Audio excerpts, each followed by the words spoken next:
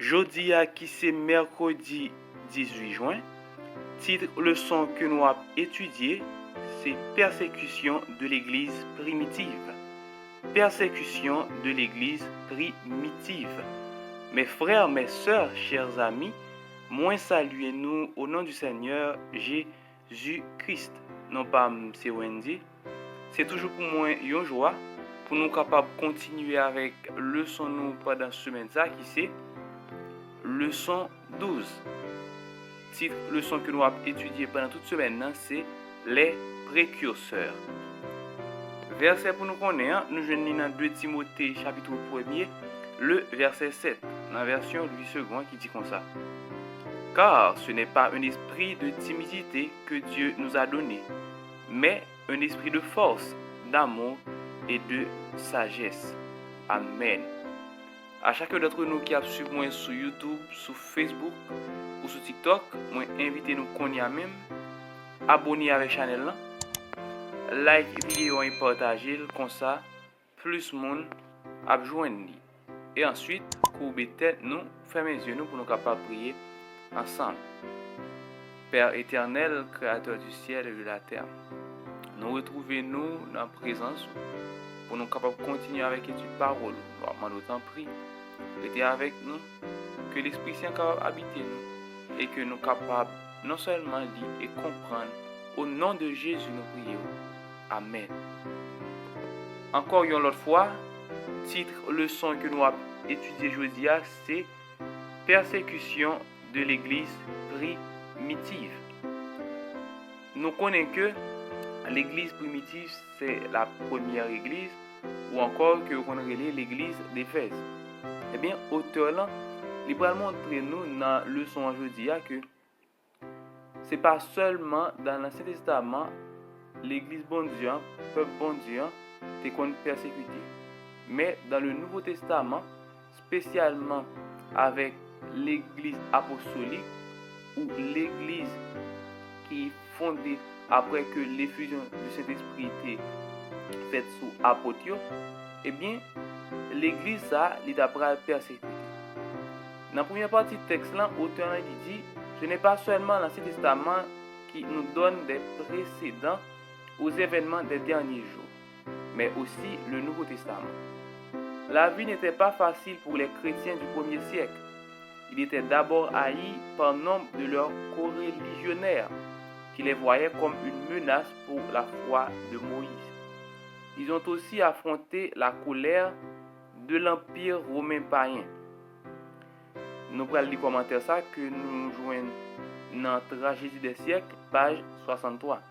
C'est un ouvrage qui est écrit par la sœur Ellen White. La sœur White dit: l'histoire de l'Église primitive témoigne de l'accomplissement des paroles du Sauveur et montre les puissances de la terre et de l'enfer liguées contre Jésus-Christ dans la personne de ses saints.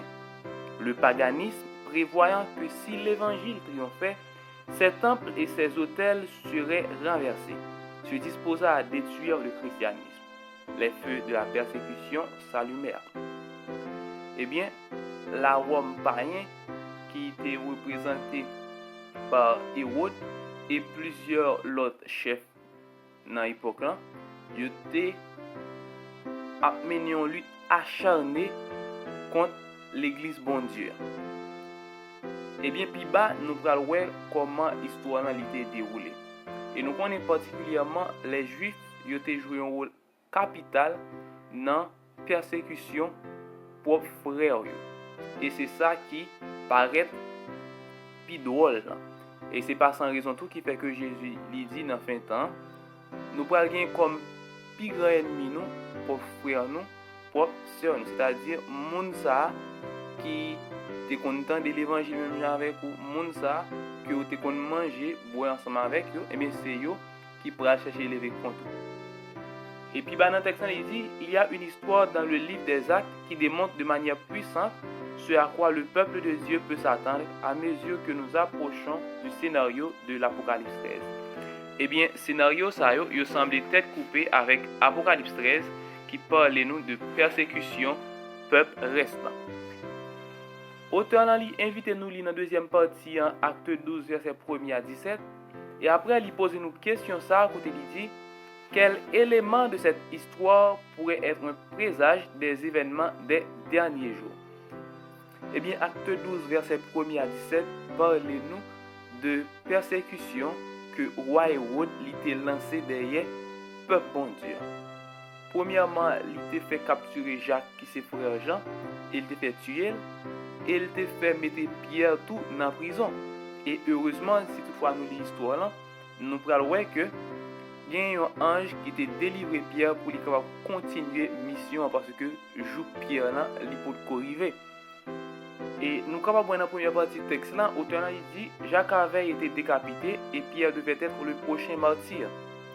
Il y avait une peine de mort contre les chrétiens. Peut-être l'un des aspects les plus remarquables de cette histoire est le fait que Pierre dormait, alors que cela aurait dû être la pire nuit de sa vie, si profondément que l'ange a dû le frapper pour le réveiller. Pierre, bien sûr, fut miraculeusement libéré et alla à une réunion de croyants qui avaient du mal à croire qu'il avait vraiment été délivré, même s'il avait prié pour cela. La Bible dit qu'il était dans l'étonnement, acte 12, verset 16. Eh bien, Pierre était vraiment étonné de l'action qui était passée, parce qu'il ne pas attendre avec un bagage comme ça. Et puis il dit, ce qui nous pousse à nous demander combien de fois nous prions tout en ayant à peine le courage de croire que Dieu va effectivement nous répondre. Et puis il dit, certains croyants ont été épargnés, d'autres ont été tués à l'approche de la fin des temps. Il en sera de même. Même Pierre, bien que sauvé cette fois, fut finalement mis à mort pour sa foi. Jésus lui-même lui avait dit comment il mourrait. Eh bien, Jésus l'était prophétisé comment Pierre lui-même n'y pour capable de mourir. Dans Jean chapitre 1 verset 18 et 19, il était dit en vérité, je te le dis, quand tu étais plus jeune, tu te saignais toi-même et tu allais où tu voulais. Mais quand tu seras vieux, tu étendras tes mains et un autre te ceindra et te mènera où tu ne voudras pas. Il dit cela pour indiquer par quelle mort Pierre glorifiait Dieu. Et après avoir parlé ainsi, il lui dit, suis-moi. Eh bien, nous sommes capables de voir que Pierre était mort presque même avec Jésus, mais il était viré le tête en bas, il était crucifié sur une croix. Après Jésus lui dit là, il y a un peu de étendre main et il mené le côté il pas voulait aller. Eh bien, il était cloué sur une croix tête en bas, il fait longer deux mains et puis il tué lui. Et dans la dernière partie du texte là, l'auteur lui pose une question ça, côté il dit remarquez que Jésus, après avoir dit à Pierre comment il mourrait, lui dit néanmoins, suis-moi. Qu'est-ce que cela nous enseigne sur le fait que même la menace de mort ne devrait pas nous empêcher de suivre le Seigneur? Eh bien, malgré Jésus qui connaît qui ça que Pierre lui-même bien pour le subir, mais elle toujours voulait montrer que Pierre n'a pas jamais abandonné. Et déjà, c'est lui-même qui bat nos missions. Eh bien, si c'est lui-même qui bat nos missions, l'important pour que nous-mêmes, nous avons toujours été attachés ensemble avec lui. Et Jean que lui voulait mission, il a accompli comme ça pour gloire. Non, déjà récompense nous. Même Jean que l'apôtre Paul lui dit, c'est un poids éternel que lié tout ça que lui capable de jouer aujourd'hui à considérer comme un père.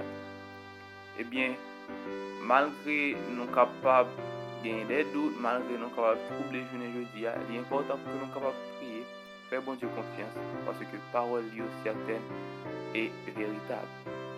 Oubliez tête nous, fermez les yeux pour nous capables de prier.